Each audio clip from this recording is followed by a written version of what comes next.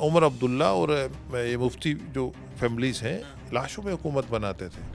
गरीब के बच्चे को इन्होंने पत्थर मारने के लिए फिर कैलेंडर लगते थे।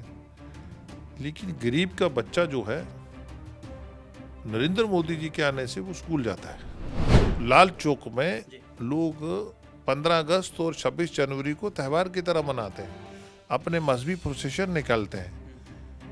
आज लाशें नहीं है, जो उनकी मर्जी होती थी, जो सत्ता में था, मतलब ऐसा सिस्टम बनाया था कि कुछ फैमिली ही सत्ता में आ सके और उनके पास ही ताकत रहे और वो अपनी मर्जी से ही कानून बनाए। वहाँ गरीब आदमी से लेकर बड़े अब्दुल्ला तक वहाँ आयुष कार्ड का एक्सटेंड हुआ है।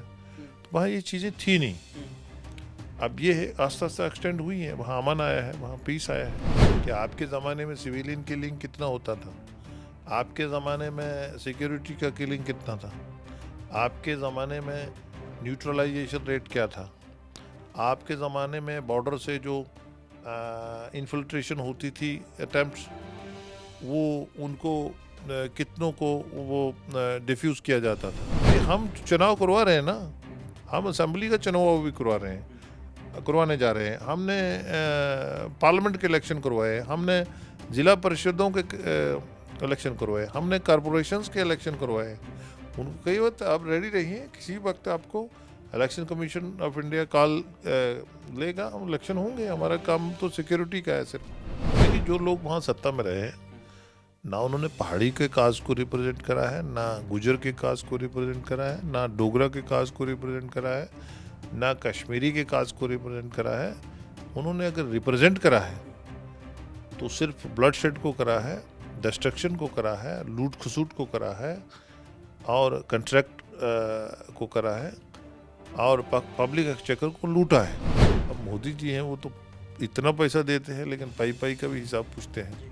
और कहीं ऐसा ना हो कि कहीं पिछले के कहीं 10-20 साल का ही पूछ लें तो मुश्किल हो जाती है। नमस्कार, स्वागत है आपका HCN न्यूज में। मैं हूं आपके साथ नीतीश पाठक। लोकसभा चुनाव 2024 होने में बस अब कुछ ही महीने बच गए हैं। जैसे जैसे 2024 का लोकसभा चुनाव नजदीक आ रहा है, देश का सियासी तापमान काफी बढ़ता हुआ नजर आ रहा है। और आपको बता दें कि जम्मू कश्मीर से संबंधित 3 विधेयक को सदन से मंजूरी मिल गई है।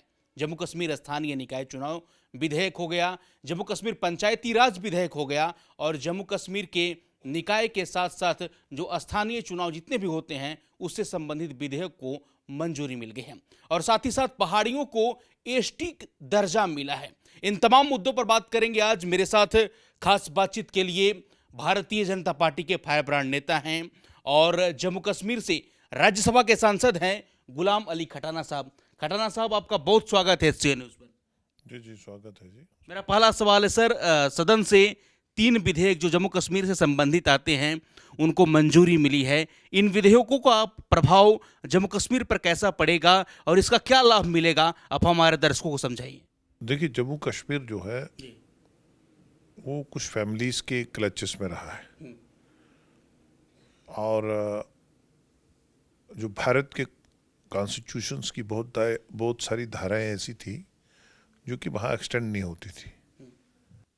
जो जी कानून है, नरेंद्र मोदी जी के आने के बाद 2014 के बाद उन्होंने एक कमिटमेंट करी थी जम्मू कश्मीर के लोगों के साथ कि अगर मैं देश का वज़ीर आज़म बना तो मैं जम्मू कश्मीर के लोगों को, जो लोगों के हित में कानून है, वो हम वहाँ एक्सटेंड करेंगे।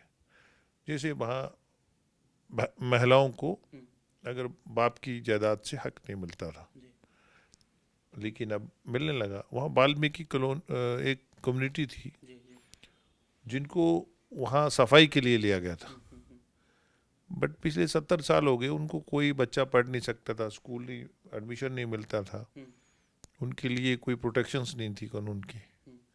तो उनको आज SC में डाला गया है, उनके लिए भी एक कानून आया है। हमारे वहाँ पंचायत, जहाँ म्यूनसिपल काउंसिल में, जहाँ BD ब्लॉक डेवलपमेंट काउंसिल में, जहाँ जिला परिषद में, जहाँ अर्बन की जो बॉडीज़ हैं, कॉरपोरेशन है, वहाँ 2 हमारी म्यूनसिपल काउंसिल्स हैं, म्यूनसिपल कमेटीज़ हैं, उनमें रिजर्वेशन नहीं थी। तो आज जो ये कानून के बाद उनको भी रिजर्वेशन मिली है, वो भी अपनी नुमाइंदगी करेंगे, वो भी अपनी समाज की बात रखेंगे। कश्मीर जैसी जगह पे सफाई के बहुत सारे समाज था, नाई था, धोबी था, लोहार था, कुम्हार था, सफाई करने वाले थे, उनको कोई भी हकूक नहीं था। उन्होंने उनसे काम लिया, वोट तक महदूद रखा, उनसे कोई वो काम नहीं लिया। बट नरेंद्र मोदी जी ने उनको इस दायरे में लाके उनको हक दिए हैं। उमर अब्दुल्ला और ये मुफ्ती जो फैमिलीज हैं, लाशों में हुकूमत बनाते थे, लेकिन आज वहाँ लाल चौक में लोग 15 अगस्त और 26 जनवरी को त्यौहार की तरह मनाते हैं, अपने मजहबी प्रोसेशन निकालते हैं। आज लाशें नहीं है। अब इनको आदत पड़ी है डाइवर्ट करने की। मुझे लगता है इनके ज़माने में 100 रुपये जाता था और 10 रुपये पहुँचते थे। नरेंद्र मोदी जी के ज़माने में अगर 23 लाख कुछ हज़ार जाता है तो वो पूरा ही सरपंच के खाते में गया।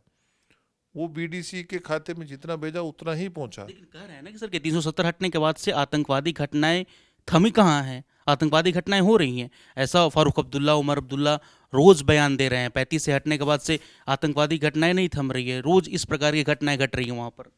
देखिए, उनका आप कंपैरिजन करिए ना कभी, उनसे ये आप क्वेश्चन पूछिए कि आपके ज़माने में सिविलियन किलिंग कितना होता था, आपके ज़माने में सिक्योरिटी का किलिंग कितना था, आपके ज़माने में न्यूट्रलाइजेशन रेट क्या था, आपके ज़माने में बॉर्डर से जो इन्फिल्ट्रेशन होती थी अटेम्प्ट्स, वो उनको कितनों को वो डिफ्यूज़ किया जाता था। आप डाटा कंपेयर करिए ना, आपको दिख जाएगा। अब इन्होंने सोचा है कि यहाँ तो अकाउंटेबिलिटी होगी, यहाँ तो अब हमारे पास बचा ही कुछ नहीं है, ये तो डायरेक्ट मोदी जी सब लोगों को सब कुछ दे रहे हैं, तो इनको तकलीफ तो है। अब वो इस तरह की चीज़ें तो नहीं ना आएंगी। अब कश्मीर के लोग अपने लोग चुनेंगे, अपने ढंग से चुनेंगे। लेकिन उमर अब्दुल्ला कह रहे हैं सर कि हिम्मत है तो विधानसभा चुनाव करा के दिखाइए आप। बीजेपी विधानसभा चुनाव कराना नहीं चाह रही है जम्मू कश्मीर में। देखिए, हिम्मत है, कोई कुछ तो लड़नी नहीं है, वहाँ लोगों ने वोट देने हैं। पहले पीस नहीं था, हमने पीस लाया है। चुनाव होगा तब तो लोग वोट करेंगे। भाई हम चुनाव करवा रहे हैं ना, हम असेंबली का चुनाव भी करवाने जा रहे हैं। हमने पार्लियामेंट के इलेक्शन करवाए, हमने जिला परिषदों के इलेक्शन करवाए, हमने कॉरपोरेशंस के इलेक्शन करवाए। उनको कई वक्त आप रेडी रहिए, किसी वक्त आपको election commission of India call लेगा, हम इलेक्शन होंगे। हमारा काम तो सिक्योरिटी का है, सिर्फ होम मिनिस्ट्री का। पहाड़ियों को सर एसटी का दर्जा दिया गया, उसके बाद आपने गृह मंत्री से भी मुलाकात की, तो पहाड़ियों को एसटी का दर्जा जब दिया गया तो उससे क्या लाभ हुआ, लाभ होगा, और गृह मंत्री से क्या बातचीत हुई आपको जम्मू कश्मीर से संबंधित? देखिए, जो लोग वहाँ सत्ता में रहे, ना उन्होंने पहाड़ी के काज को रिप्रेजेंट करा है, ना गुजर के काज को रिप्रेजेंट करा है, ना डोगरा के काज को रिप्रेजेंट करा है, ना कश्मीरी के काज को रिप्रेजेंट करा है। उन्होंने अगर रिप्रेजेंट करा है तो सिर्फ ब्लड शेड को करा है, डिस्ट्रक्शन को करा है, लूट खसूट को करा है, और कंट्रैक्ट को करा है, और पब्लिक एक्सचेकर को लूटा है। आज वहाँ रूल ऑफ लॉ आस्ता और एक अढ़ाक कल्चर को जो नौजवान नस्ल थी उसके साथ खेला है। उनके बच्चों को पीएचई, अपने घरों में बर्तन साफ करवाए हैं, उनको पीएचई में लगवा दिया, पीडीडी में लगवा दिया, उनको किसी और डिपार्टमेंट अढ़ाक पे लगा दिया।